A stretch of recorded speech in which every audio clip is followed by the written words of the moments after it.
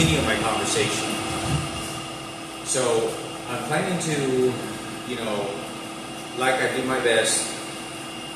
I can't express that every place that I go to, they have me in preparation. So when I go to the GED Center, number one, they have to uninfluence me to not want to pursue another career. And when I complete this GED or the test, if I do pass it, is to have the satisfaction, because it's a very monumental thing that you do to a person, happens to a person who accomplish something like that, especially in my circumstances, is then to set it down spiritually, mentally, emotionally, so that I don't continue school and go back to DJing, and I emotionally and mentally and vigorously pursue DJing. But they do this in various, very detailed ways that they're around. Very, very detailed. They use fearful tactics. They talk about DJing. They talk about 50 Cent. They talk about Ken Cooper being a hero and his son being a 97.9 The Beat, for black hip hop station, because it's an all black hip hop station. The list goes on, but it's very detailed. Every person that I talk to in Target, there's no one on my side. There's no one there to help me.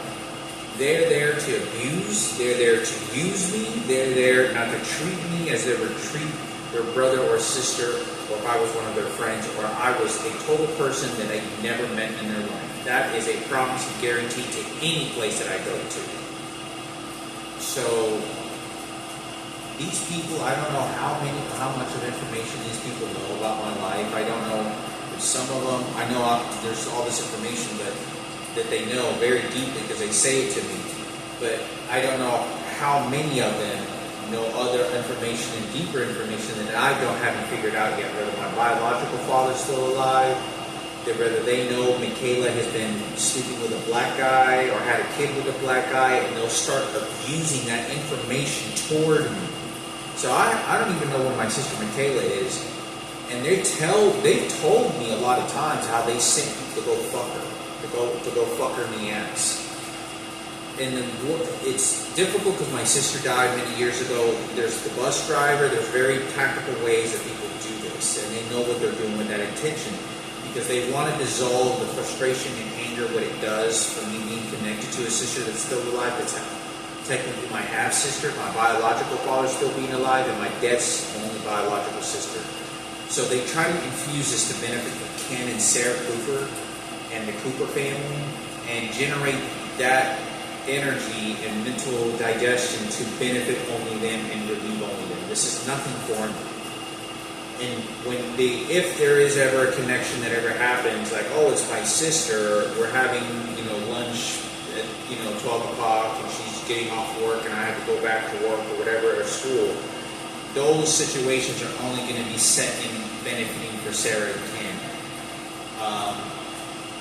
I don't know what the circumstances is, but I can tell you that Michaela has been mentioned in horrors of sexual acts, blacks, selling her for sex, just the same way they did to my mother. My biological father being a piece of shit, the father that raised me basically abandoned me and said, yeah, get out of here, yeah. And so the bus driver knows this. So the bus driver was doing this. There's many people that do this. They don't do this out of kindness or anything. In fact, at this point in my life, I have been persecuted with the crucifix of Jesus Christ so much, I'm not obeying, that that's all I'm going to be putting inside this apartment. I still have to get the Bible. I'm going to tell you what I'm going to be putting in and why I got the situations that I put them in to help me spiritually, because I do believe in Jesus Christ, but it's difficult because these people only use it as an abusive weapon. You do as I tell you to do because I'm God. That's all it is. And then someone else does the threats and the arrests, and it's the police. That's all it is. So it's very detailed. Everything that I'm looking at my phone, every single thing that I look at my phone is that they change the face. They change the face of every single masculine, every single female, any female that isn't already a female that I already know, like obviously, Anna Nicole Smith or whoever it may be, or Nicole Kidman, or Vanessa Hudgens, the beautiful, magical Vanessa Hudgens. they know that I already know they're females, but anyone that they pretty much they know I've ever seen, they make their face into men. They make it masculine.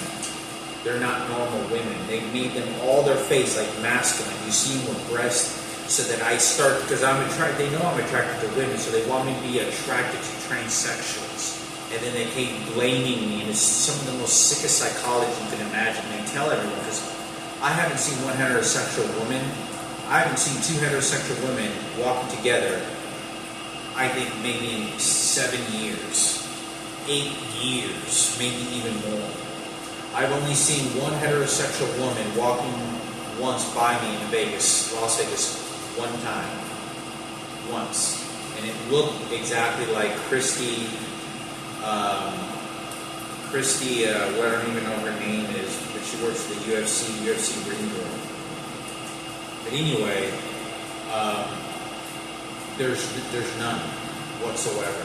Every single person that's a transgender is being dispatched my GPS location and targeting me. There's no heterosexual women in any of the places that I'm going to. Grocery stores, Walmarts, buses, nobody. Not even the people down the street, all the people that are living in their houses, no one. No one at all. And it is one of the craziest things to see, because they forced me to live this, and the president is doing that. I don't know how they could ever have done this, but anyway, that's just kind of what's going on. I'm going to be making some real videos about talking about some other things. There's a lot of topics that always be brought around me that I never get. These people talk about my biological father all the time. They talk about my dad being abandoning me. He didn't love me at all. He just did a temp labor service and scooted me off. And then they put the enforcement of what his belief was toward me by making aggressive acts toward me when they know that's the subject of the conversation of what's going on, or what's going on in my mind. And that's how they condition me to whatever they want. But I wanted to say, on a different topic, moving forward, is I do plan to go to school. I don't know what to expect. I'm waiting for my desk to get here. I got plan to buy some school dividers, so I have a nice quiet place to study. I don't know yet if I'm going to go to school in January or October, maybe in 2 months from now. Right now I'm focused on getting a job, at least a job, for a temp job, for a couple hours, a day or so, and then file for unemployment, so that I can file for unemployment and go to school, and I can get a paycheck. I can collect the unemployment that I earned working at the ski resort. And it's like $5,000 that I earned, but I'm only going to get probably like $2,500 on unemployment. But hey, it's great. It's perfect. I can save that money to visit my mother later down the road, and other things to get myself out of debt. Maybe finally get rid of my tattoos, pay for my tattoos to get lasered off. But that's what I plan to do. But understand that I cannot express. They know everything that's going on with Danielle, Michael Rossiter, and Richard Murphy. Every detail. I went to go get food stamps. And this person is like, I can tell that they're trying to manipulate. There's nothing that it's a transgender that has a pregnant stomach. And I'm polite, I don't say anything. I even tell this person, what do you want me to give you? I'm not saying you're doing anything wrong. I'm as polite as I can. You gotta understand, that's what they're doing. And they are vouching for Michael Rossiter because they don't give a goddamn fuck about it. It's everyone. It's every fucking person. Nobody, and I'm telling you, nobody has any courage to nothing is normal. You can look at parking lots when I'm standing there, how they vouch for Ken Cooper. My brother got raped by a confirmed 10 guys that I counted. If the 2 others are confirmed by my brother, by And there was about a 60% chance to 75% chance that they did also rape my brother. There's 12 fully grown men that raped my brother from the age of 5 years old. The second that I was awareness of how old I was, to all the way to Frankie was 14 years old. The first guy that raped my brother Frankie was a guy the first raped me. Did anyone rape Frankie before this happened with my uncle?